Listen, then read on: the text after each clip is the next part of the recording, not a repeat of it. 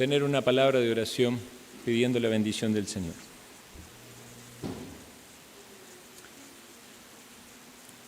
Dios Todopoderoso, alabamos y bendecimos tu nombre. Eres digno de toda gloria, alabanza y honor. Y en este momento, Señor, que nos disponemos como tu pueblo para meditar en tu palabra, pedimos, Señor, que tu palabra, que es poderosa, viva y eficaz, obra en nosotros para que podamos ser cada vez más conscientes del amor con que nos amas, del perdón que tenemos en Cristo Jesús, de las maravillosas verdades de tu palabra y la necesidad que hay en nuestro corazón de estar en una estrecha relación contigo, Dios, por medio de Jesucristo. Pido tu más rica bendición, Señor, en este tiempo para cada uno de los hermanos, los que están aquí, las personas que están siguiendo la transmisión, todos los presentes. Si hay entre nosotros personas que aún no han experimentado el amor de Dios en la salvación, oh Señor, derrama tu gracia. Destruye, Señor, toda obra del enemigo, para que no haya obstáculos ni en la mente ni en el corazón de las personas para entender el mensaje del Evangelio. Confiando en tu poder, Señor, que cambia los corazones. Pedimos esto en Cristo Jesús. Amén. Abramos las Biblias, hermanos, en el libro de Ruth, capítulo 3. Estamos estudiando este libro del Antiguo Testamento y es una historia muy interesante. Ya hemos avanzado los primeros 2 capítulos y es un libro corto. Posiblemente tengamos un sermón más sobre esta historia. Recordamos que es una historia que comienza pintando un cuadro bastante trágico. Una mujer que había quedado viuda, y no solamente viuda, sino que además había perdido a sus 2 hijos. Qué momento más triste y difícil experimentar en este mundo la pérdida de algún ser querido, cuanto más 3. Esa mujer se hallaba encima en un territorio extranjero. Habían ido allí en busca de alimento porque no había provisión en su tierra, y allí fue donde perdió a su esposo y a sus hijos. Al volver a la tierra suya, al oír que en el pueblo de Dios, Dios había visitado a su pueblo para traer la bendición de la provisión del pan, una de sus nueras decide ir con ella. Se llamaba Ruth. Y Ruth toma esta decisión de seguirle, no solamente porque de algún modo iba a acompañarle y era alguien a quien apreciaba, sino también, sin duda, porque Ruth iba en búsqueda de la misericordia de Dios para con ella. Ella iba a buscar a la tierra de quien había sido entonces su esposo, pero a la tierra del Dios de su esposo, el Dios de su suegra, y como ella dice en esa frase quizás casi poética o como romántica se usa en algunos matrimonios, tu Dios será mi Dios. Entonces se ve una sincera convicción y una evidencia en el fruto de las obras que son manifiestas en Ruth, de que ella quiere servir y seguir a Dios. Así es que llegan a el campo, a la tierra de Israel, en Belén, y Ruth manifiesta con claridad su amargura, porque dice, Noemí, dice, ya no me llamen Noemí, que significa placentera, sino díganme Mara, porque ella vivía y experimentaba amargura. Pero Ruth toma la iniciativa de ir a espigar al campo, de ir a buscar alimento, la provisión necesaria para sobrevivir. Era muy difícil para mujeres viudas en esa época poder sobrevivir por su propia cuenta. Y allí, entonces, aprovechándose de esta ley de misericordia contemplada en la ley de Dios, va en busca de lo que quedaba detrás de los segadores para tener alimento. Pero Dios en su providencia le guía a un campo especial, el campo al cual pertenecía a Booz. Y ahí aparece en la historia este hombre llamado Booz, que era un pariente cercano de Noemí, es decir, era familia de el difunto Elimelec, quien había sido esposo de Noemí, obviamente de los hijos. Este hombre Booz, cuando se entera de que allí estaba Ruth la moabita, ya sabía del testimonio de esta mujer y obviamente muestra su disposición para ayudarle. Y dice palabras que son palabras de consuelo. Habla al corazón de ella, la invita a quedarse allí con sus criadas, con sus segadores. Y reconoce que esta mujer había venido a refugiarse bajo las alas de Jehová. Ella dijo, bajando su rostro: ¿por qué he hallado gracia en tus ojos para que me reconozcas, siendo yo extranjera? Y él le dice: he sabido todo lo que has hecho con tu suegra después de la muerte de tu marido, y que dejando a tu padre y a tu madre y la tierra donde naciste, ha venido a un pueblo que no conociste. Jehová recompense tu obra y tu remuneración sea cumplida de parte de Jehová, Dios de Israel, bajo cuyas alas has venido a refugiarte. Y desde ese momento queda en claro que Booz quiere mostrar con ella un favor especial, una atención especial, suplir para las necesidades, tanto de ella como de su suegra. No por eso ella es menos esforzada o ocupada, por el contrario, muestra el compromiso que tiene delante de Dios y trabaja, aún como una de esas criadas o más, para juntar todo lo necesario para su provisión y para la de su suegra. Y debemos saber, hermanos, que esta historia, sin duda, aunque procura ser bastante detallista en las cosas que nos cuenta, sin duda está sintetizada. Y vemos que hay cosas que los eventos van sucediendo con mucha velocidad. Sin embargo, puede ser que haya tomado en tiempo entre cada uno de estos textos. Por ejemplo, en el versículo 23 del capítulo 2, donde dejamos, dice: estuvo pues junto con las criadas espigando, la criada de Booz espigando, hasta que se acabó la siega de la cebada y la del trigo, y vivía con su suegra. Quiere decir que este fue un proceso en el cual esta mujer estuvo allí cumpliendo esa labor y siendo responsable de la provisión para su suegra. Llegamos entonces al capítulo 3 y es el que vamos a meditar en esta noche. Leo para ustedes. Después le dijo su suegra Noemí: hija mía, ¿no he de buscar hogar para ti, para que te vaya bien? ¿No es Booz nuestro pariente, con cuyas criadas tú has estado? He aquí, él avienta esta noche la parva de las cebadas. Te lavarás pues y te ungirás, y vistiéndote tus vestidos irás a la era, mas no te darás a conocer al varón hasta que él haya acabado de comer y de beber. Cuando él se acueste, notarás el lugar donde se acuesta, e irás y descubrirás sus pies, y te acostarás allí, y él te dirá lo que hayas de hacer. Y ella respondió: haré todo lo que me mandes. Descendió pues a la era, e hizo todo lo que su suegra le había mandado. Y cuando Booz hubo comido y bebido y su corazón estuvo contento, se retiró a dormir a un lado del montón.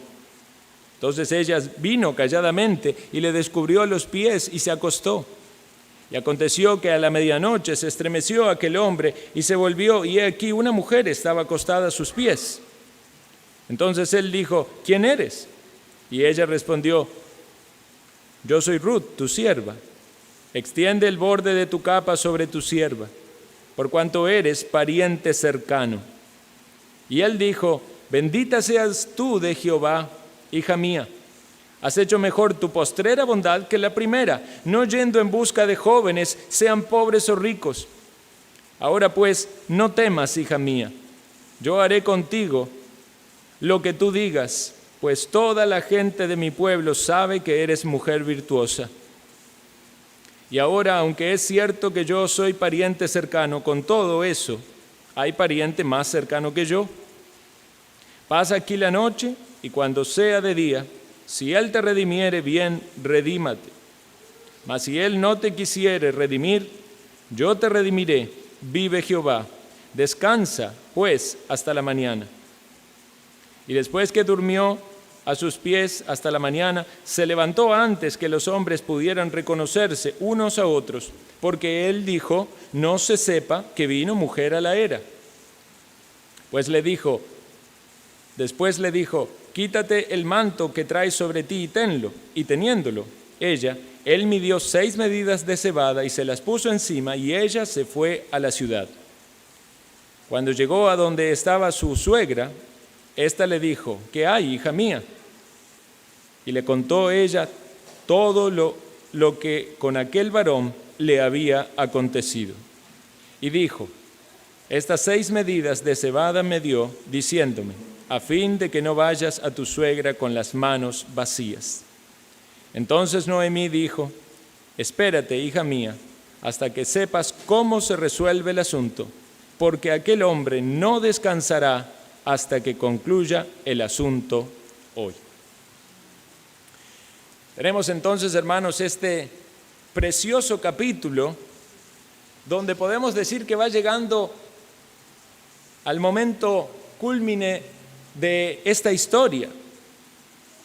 Evidentemente es una historia que contiene un aspecto romántico entre Ruth y Booz.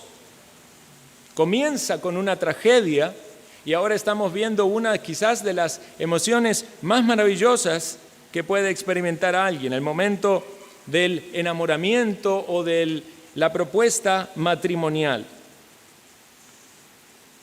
Y vamos entonces a ver cuán importante era esto, tanto para Ruth como para Noemí.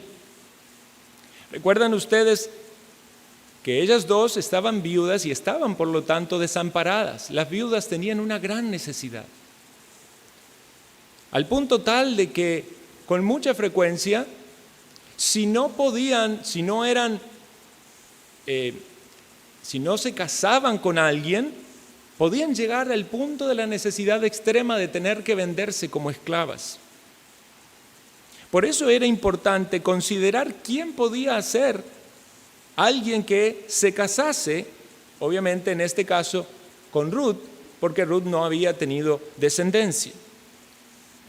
Entonces se ve en los primeros versículos que Noemí tiene un plan. Y este plan parte del beneficio que en primer lugar Noemí quiere buscar de Ruth. Pero estaba implicado allí también el beneficio de esta redención que iba a aplicar para ella. Vemos entonces que dice Noemí, hija mía, ¿no he de buscar hogar para ti, para que te vaya bien? Esa palabra hogar tiene que ver lugar seguro, un lugar seguro, y ese lugar seguro de refugio es el matrimonio. Y ese es el entendimiento que debe haber en un matrimonio. Para una mujer debe ser un refugio y el hombre debe ser ese protector. En numerosos casos vamos a entender el matrimonio también en el sentido espiritual de la iglesia con Cristo. ¿Cuál es el lugar seguro de la iglesia? Estar protegido por Cristo, estar al amparo de Jehová. Por eso esa idea de refugiarse en las alas de Dios. Habíamos visto al final del capítulo 2 que esta mujer, Noemí, le dice a Ruth que no se vaya a otro campo. Versículo 22. Mejor es, hija mía, que salgas con sus criadas y que no te encuentren en otro campo. ¿Por qué era mejor que Ruth estuviese allí? Y vemos un poquito más antes, en el versículo 20, que las palabras de Noemí son: nuestro pariente es aquel varón y uno de los que puede redimirnos. Uno de los que puede redimirnos. Noemí tenía en claro quiénes eran aquellos parientes cercanos que podían redimir, entendiendo esto, en dos sentidos. En un lugar tenemos que considerar la redención de la propiedad. Vamos a considerar también entonces aquí este tipo de leyes que estaban implícitas. Por ejemplo, voy a leer para ustedes Levítico 25:25. Dice así: cuando tu hermano empobreciere y vendiere algo de su posesión, entonces su pariente más próximo vendrá y rescatará lo que su hermano hubiere vendido.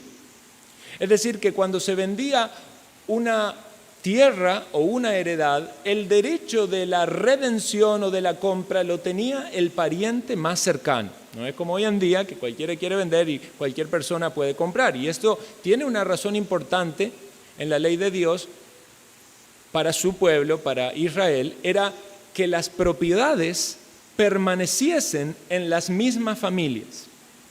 De hecho, aun cuando se vendía, la venta no era perpetuidad. Hoy en día usted vende algo y usted sabe que eso ya no es más suyo y no va a ser más suyo a menos que usted vuelva a pagar para comprarlo. En la antigüedad, la ley de la venta era por un tiempo, era por 50 años. Cuando llegaban a los 50 años, las propiedades pasaban a ser de su dueño original y eso hacía que ninguna familia en Israel perdiese sus propiedades. Y esta ley también aplicaba para los esclavos. Cuando una persona que caía en una situación de extrema pobreza y se vendía, cuando llegaba el año de jubileo, tenía que ser restituido o ser puesto en libertad. Entonces los esclavos eran liberados, las herencias volvían a sus dueños originales y de esta manera los israelitas siempre conservarían, independientemente de cómo les fuera en sus circunstancias particulares en cuanto a la provisión, siempre conservarían la heredad que Dios le dio a Israel.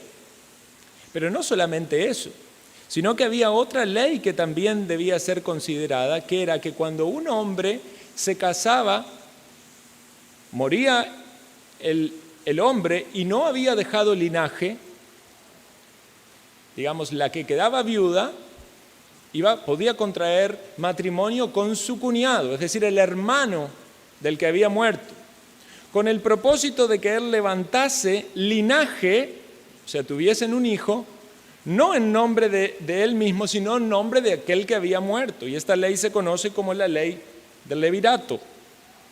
Voy a leer para ustedes Deuteronomio 25:5. Dice: cuando hermanos habitaren juntos y muriere alguno de ellos y no tuviere hijo, la mujer del muerto no se casará fuera con hombre extraño. Su cuñado se llegará a ella y la tomará por su mujer y hará con ella parentesco. Entonces el propósito estaba en que se levantase descendencia de cada familia de Israel y el nombre no se perdiera entre el pueblo. Entonces cuando llegamos a un texto como este nos resulta a veces un poco confuso poder entender de qué se estaba hablando aquí y creo efectivamente, algunos comentaristas sí lo entienden, que aquí hay una mezcla tanto de las propiedades de Noemí, de la herencia en lo material, ¿verdad? Como también esta ley de levirato, pero aplicada aún de una manera más extensa. No tenía que ver con los hermanos, sino también al pariente más cercano. Y esto lo vamos a confirmar entonces cuando lleguemos al capítulo siguiente y se vea esa transacción por medio de la cual Booz adquiere todo lo que pertenecía a Elimelech. Pero no solamente eso, sino que también contrae matrimonio con Ruth. Y se cumple esta redención o esta compra, no solamente en el sentido de la tierra, sino también de la relación con las personas. Obviamente Noemí estaba allí implicada en proveer para ella y en cuidar de ella. Entonces, hermanos, cuando estamos hablando aquí de el pariente, como dice el versículo 2, ¿no es Booz nuestro pariente, con cuyas criadas has estado? Lo que Noemí está pensando y haciendo esa pregunta, parece que ella lo está razonando. ¿No es Él uno de los que puede redimirnos, como dijo antes? Efectivamente Él es. Quizás Noemí sabía que quizás Él no era el primero en la lista. Sin embargo, hay algo que pesa en la balanza. ¿A dónde había sido guiada en la providencia de Dios Ruth? ¿Dónde había espigado? ¿Quién había mostrado su disposición y su gracia para proveer para ella? ¿Quién había reconocido las características de Ruth de ser alguien que buscaba estar protegida bajo las alas de Jehová? No había sido el pariente que estaba primero en la lista, había sido Booz. Y es por eso que Noemí aquí reacciona pensando en esto y intenta manifiesta este plan con el propósito de que Booz sea el que se iba a casar con Ruth y el que redimiese toda la heredad. He aquí él avienta esta noche la parva de las cebadas. Entonces, cuando se terminaba la siega, se juntaban, ¿verdad?, los cereales, se tiraban al aire, los vientos llevaban todo el tamo, la parte pequeña, y lo que quedaba, ¿verdad?, lo que se necesitaba, el grano, era lo que se utilizaba. Y eso era algo que se realizaba en un lugar llamado la era, un lugar plano, un lugar abierto, donde había seguramente bastante pasto o el forraje, ¿verdad?, todo lo que ocupaban, pero también es el lugar donde estaban todos los cereales con los cuales estaban trabajando. Por eso dice allí la parva de las cebadas. Le dice, te lavarás, te ungirás, te vestirás, vistiéndote tus vestidos. Esto tenía que ver con un grado de preparación de ella como mujer. No debía ir como de una forma natural, como digamos podía ir a trabajar, tenía que ir de una manera especial porque la ocasión era una ocasión especial. Y en esto las mujeres saben mucho, ¿verdad? No necesitamos hacer explicaciones. Si es una ocasión especial, la mujer va a tratar de vestirse de una manera especial.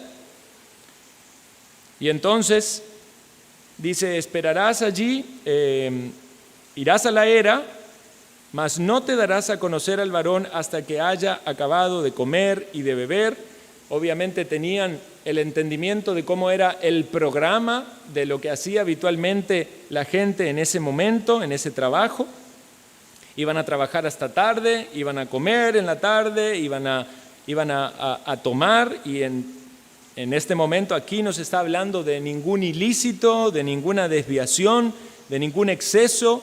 Dice que el versículo 7 que Booz comió, estuvo contento de su corazón. Evidentemente esto habla de que él tomó bebida, pudo haber tomado vino, ¿verdad? Y no sin ningún exceso, y se fue a dormir. Pero algo sucedió allí y que eso responde al plan de Noemí. Aconteció que a medianoche llega Ruth. ¿Y qué hace?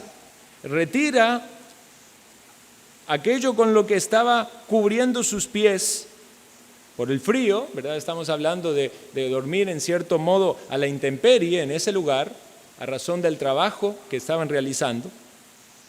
Posiblemente hubiese muchos trabajadores en ese lugar, pero Booz se haya retirado a algún lugar un tanto separado, o esta mujer ha tenido que tratar de llegar allí de una manera que no se dieran cuenta que estaba allí. Algunos quieren ponerle un sentido negativo a esto, como que ella estaba haciendo algo que fuese inmoral, y nada de esto es mencionado en la historia. Sí es cierto que estos lugares, en un contexto pagano, pudiese presentarse para la inmoralidad, pero aquí lo que se ve es algo totalmente puro y santo, y con mucha prudencia. ¿Por qué ella no tenía que darse a identificar? porque no era correcto que una mujer, encima extranjera, fuese a ese lugar donde estaban allí los hombres trabajando. Luego Booz le dice que no se sepa que vino mujer a la era. En cierto modo era algo arriesgado lo que ella estaba haciendo, de presentarse en ese lugar, pero era la mejor manera en la que Noemí pudo pensar que esto se podía hacer. Porque otro método, bueno, nosotros desconocemos mucho de esa cultura y esos tiempos, pero otro método hubiera sido exponerse más. No era normal que una mujer vaya directamente a hablar con un hombre. Era el hombre el que tenía que acercarse a una mujer para hablar. No era normal, excepto estas condiciones puntuales de trabajo, y generalmente eso era con el grupo, como se ve esa charla o ese diálogo al inicio donde está el mayordomo y las criadas, pero que se retirasen aparte a hablar. Hoy en día, digamos, una mujer puede llamar a un hombre aparte y hacerle una pregunta. Eso era muy mal visto. Entonces tenía que ser de una manera secreta, pero a la vez tenía que ser de una manera discreta. Y esto queda claro en lo que hablan y en lo que dicen y en lo que hacen. Por eso retira, descubre sus pies, y eso tenía el propósito de que Booz se despierte. Le iba a dar frío en algún momento y se iba a despertar. Y cuando iba a notar que estaba descubierto, iba a querer cobijar sus pies y iba a ver que allí había una mujer. Y esto en cierto modo es algo sorpresivo, en otro modo no es tan sorpresivo. Porque la Escritura dice, ¿quién eres? Y ella dice, yo soy Ruth, tu sierva, extiende el borde de tu capa sobre tu sierva, por cuanto eres pariente cercano. Entonces ahora voy a explicar eso, nada más. Voy a la frase de Ruth. Esta frase, extiende el borde de tu capa, algunos teólogos dicen que tiene una semejanza muy grande a estar cubierto bajo las alas. Y esta es la idea. Ella no solo vino al territorio de Israel para estar cubierto bajo las alas de Jehová en el sentido de la salvación, sino que ahora estaba de algún modo mostrando su disposición de estar cubierta por Booz en esta protección del matrimonio. Ella estaba manifestando su disposición, y aquí hay una aclaración bastante importante. La Biblia no enseña con este texto que una mujer es la que debe ir a hablarle al varón. Estamos viendo una cuestión muy específica de un momento muy particular, y encontramos razones que justifican por qué Booz no fue primero a hablar con Ruth. ¿Pueden pensar en alguna? Acabo de mencionar una. Él no era el primer pariente en la lista. Entonces podía haber sido impropio que él quisiese saltar por encima del pariente al que le correspondía tomar a Ruth como esposa y comprar y redimir la heredad. Por otro lado, también vemos y notamos algo que no es menos significativo. Ruth era muy joven y Booz ya tenía sus años. Por eso Booz le dice a Ruth, bendita seas tú de Jehová, hija mía, has hecho mejor tu postrera bondad que la primera, no yendo en busca de jóvenes. Eso hubiera sido lo natural. Ruth es una joven, está viuda y va a ir a buscar algún joven que quiera casarse con ella. ¿Cómo se iba a casar ya con un hombre entrado en años? Ha sido esta bondad mejor que la primera. ¿Cuál fue la primera? Decidió seguir a su suegra, servir a su suegra, ayudar a su suegra, y ahora está viendo que en el matrimonio no importa tanto encontrar la persona que le agrade o que le atraiga, sino alguien que teme a Dios. Y este hombre era un hombre temeroso de Dios. Era alguien que había mostrado que se conducía con prudencia y que honraba a Dios en el trato con sus semejantes y que había mostrado compasión con ella. Recordemos que ella era extranjera y eso tiene un grado de rechazo, podemos decir, entre los judíos. Pero vos no pones recaudo en eso. Él está viendo allí la virtud en ella. Ahora pues no temas, hija mía, yo haré contigo lo que me digas, pues toda la gente de mi pueblo sabe que eres mujer virtuosa. Una mujer que había demostrado conducirse en el temor de Dios. Una mujer digna de tener como esposa. Eso es lo que él está reconociendo. Y le dice estas palabras que son tan importantes: no temas. ¿Cuántos temores habrá pasado Ruth y Noemí viviendo su viudez, habiendo salido de una tierra para volver a otra? Para Ruth una tierra desconocida, para Noemí volver a ver a toda aquella gente que la vio partir con su esposo y con sus hijos y volverla a ver ahora sin ellos. No temas. El Señor nos dice: no temas, en numerosos pasajes en las Escrituras, porque sabe nuestros temores. El Señor conoce sus temores, sabe cuáles son las cosas que le generan a usted preocupación, sus dolores, sus tristezas, sus pruebas. No temas, pues haré todo lo que me digas. Y el Señor hace todo aquello que le decimos. Entendámoslo bien en su palabra.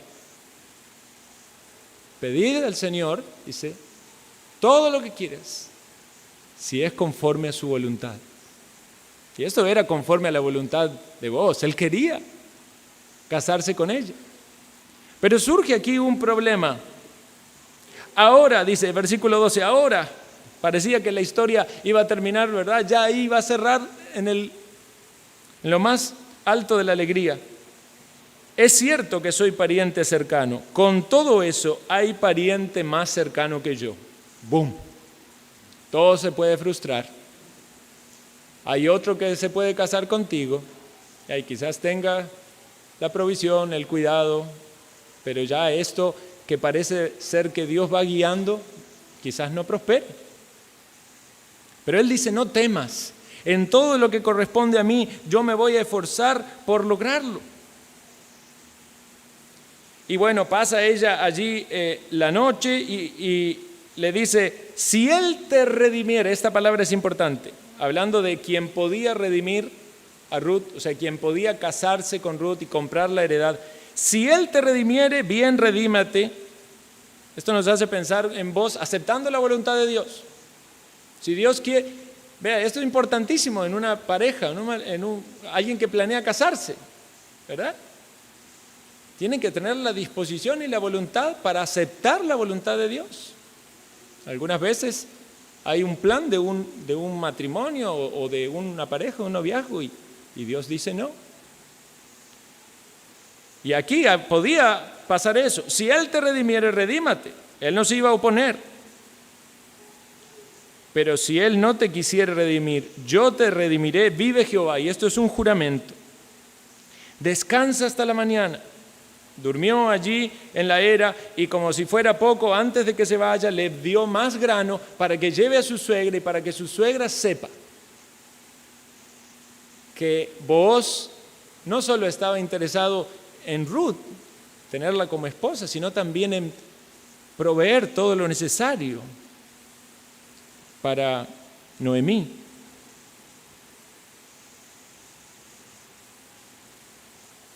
Le pidió que se quite el manto, puso allí la cebada, se fue a la ciudad. Cuando llegó, ella habla allí con Noemí y le cuenta todo lo que había pasado. Y escuchen la frase de Noemí: espérate, hija mía, hasta que sepas cómo se resuelve el asunto, porque aquel hombre no descansará hasta que concluya el asunto hoy.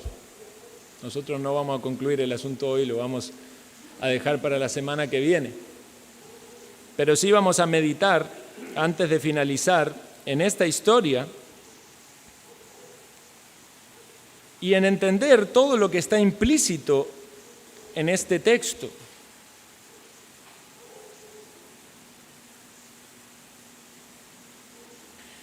Hermanos, nosotros necesitábamos, ¿verdad?, necesitamos, o lo tenemos, podemos decir muchos de nosotros, un pariente cercano, un redentor. Y este redentor es Cristo Jesús. Y es nuestro pariente cercano en gran medida porque no solamente Dios nos hizo, ¿verdad?, sino también de que Él tomó cuerpo humano y vivió y experimentó nuestras vivencias, todo excepto el pecado. Pero es muy cercano a nosotros. No es un Dios allá distante que no sabe lo que es vivir en este cuerpo. Él vivió en un cuerpo, igual que usted y que yo, se cansó, experimentó el hambre, la sed, aún el dolor. Y el dolor no fue por sus pecados, sino que fue por nuestros pecados. La Biblia nos habla de la redención en varios sentidos. Se redimía un esclavo. También lo que dijimos de redimir o comprar la propiedad, o la redención en el sentido del matrimonio. Pero cuando se habla de la redención en el sentido espiritual, es planteado en la palabra de Dios fuera de los esfuerzos de Jesucristo como algo que es imposible para el hombre. En el Salmo 49, versículo 7 dice: ninguno de ellos podrá en manera alguna redimir al hermano, ni dar su rescate, porque la redención de su vida es de gran precio y no se logrará jamás. No hay manera de tener redención de nuestros pecados fuera de nuestro pariente cercano, de nuestro pariente redentor, que es Jesucristo. El pecado, sin duda, ha hecho una separación entre nosotros y Dios, y somos dignos merecedores del castigo eterno. Pero Dios, en su gran amor con que nos amó, provee por medio de Jesucristo la redención.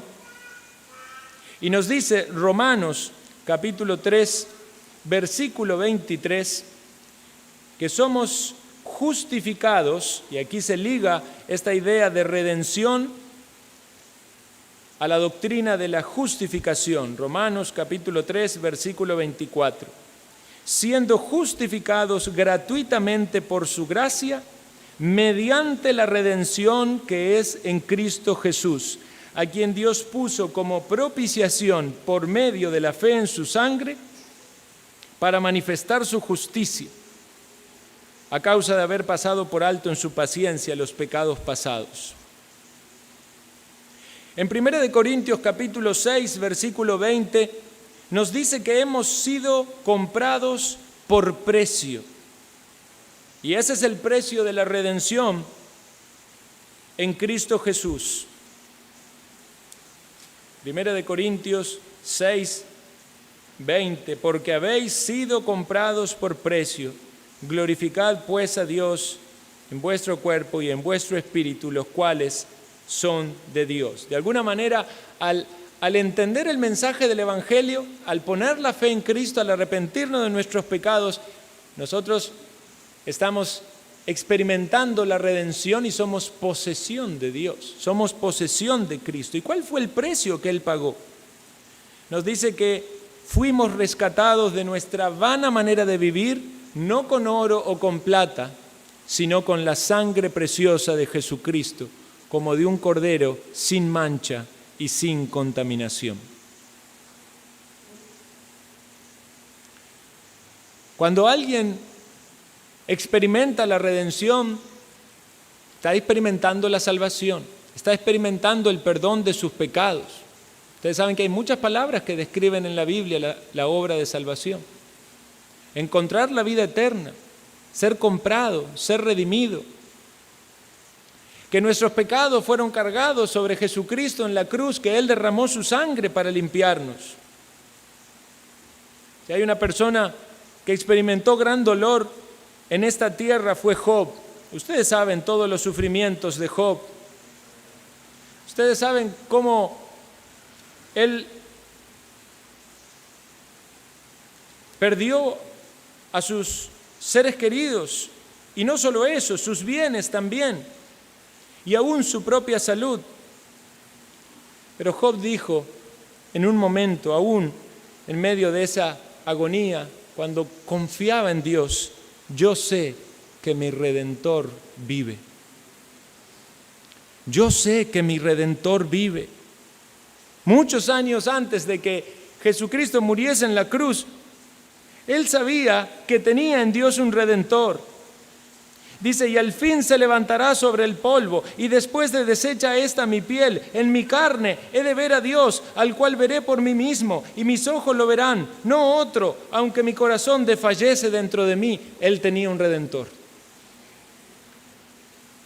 Dependientemente de cuáles sean los dolores que usted ha experimentado en su vida, las pruebas, independientemente de cuántos hayan sido los pecados con los cuales ha ofendido a Dios y cuán grande sea esa deuda, la sangre de Jesucristo es suficiente para limpiarle de todo pecado, de toda maldad, para redimirle, para comprarle, para pagar toda esa deuda, para ponerlo en paz con Dios. Por eso la Biblia también nos habla de Jesucristo como un esposo, el que pone su vida por su esposa. Boaz hizo algo muy grande al redimir a Ruth, pero no puso su vida por Ruth. Pero nuestro Señor Jesucristo puso su vida por nosotros. Nosotros somos los creyentes, somos la iglesia de Dios. Ese amor sacrificial del matrimonio de Cristo con su iglesia, con el propósito de santificarla, de lavarla, de presentarla pura. Eso es lo que hace Dios en el corazón de nosotros como iglesia del Señor. Qué maravilla es pensar que tenemos un Redentor. Esta palabra, Redentor, Goel, en la Biblia aparece 44 veces en el Antiguo Testamento. No estamos abandonados, no estamos descuidados o desprovistos. Alguien se ocupó de nosotros, alguien puso sus ojos sobre nosotros, y no era por nuestra virtud, no era porque actuábamos muy bien. Más allá de todo eso, a pesar de todas nuestras infidelidades, Él decidió redimirnos, Él decidió tomarnos para que seamos su esposa. Quiera el Señor ayudarnos al meditar en esta historia, y todavía nos queda el tramo final, a considerar que si bien en esta historia estamos viendo esta preciosa escena de esta redención de Ruth y este cuidado de Booz para Ruth, hay algo que va mucho más allá y que debe tocar nuestro corazón, que es el amor de Dios por nosotros, por su iglesia. Y es que en Cristo Jesús tenemos un Redentor. ¿En qué punto te encuentras en tu vida? ¿Estás en el punto de la tristeza y de la amargura? ¿Estás en el desánimo y la desesperanza? ¿O ya has percibido el amor de Dios hacia ti? ¿Has manifestado tu disposición, tu interés en recibir ese amor? El Señor dice: el que a mí viene no le echo fuera. El Señor quiere, Él quiere la salvación, Él quiere que seas perdonado. Él más que nadie en este mundo quiere que te arrepientas de tus pecados y que creas en Él. ¿Qué has de hacer? ¿Has de aceptar ese amor o has de rechazarlo? ¿Has de seguir en tus propias fuerzas o has de confiar que solamente en Él puedes tener redención? Oremos. Nuestro buen Dios, ayúdanos a entender por medio de tu palabra cuánto necesitamos a este Redentor, aquel que derramó su sangre, a quien tú enviaste a tu Hijo Jesucristo, que nos limpia de todo pecado. Que todos podamos experimentar aquí esa redención, esa limpieza, esa justificación. Que todos podamos estar refugiados bajo las alas tuyas, oh Dios, cobijados bajo esta protección, amparados en esta relación tan cercana que Cristo tiene con su amada iglesia, por quien se entregó para salvarla, para santificarla. Oh Señor, toca los corazones de tu pueblo para que nos entreguemos en sumisión y en adoración a ti, y toca el corazón de los perdidos para que experimenten este gran amor, porque lo pedimos por los méritos y por la obra de Cristo Jesús.